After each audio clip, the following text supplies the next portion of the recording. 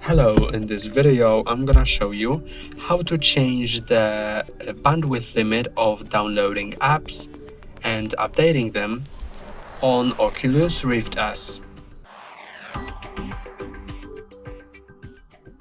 If you want to change the bandwidth limit of downloading or updating apps on Oculus Rift S, you can do that on MetaQuest Link app on your computer.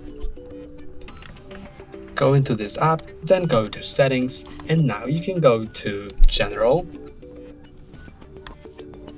and go to Bandwidth Limit. And now you can set it to any value you want here, or no limit, or at the bottom you can set it to Other to change your custom limit. That's all for today. Don't forget to like and subscribe. See you next time.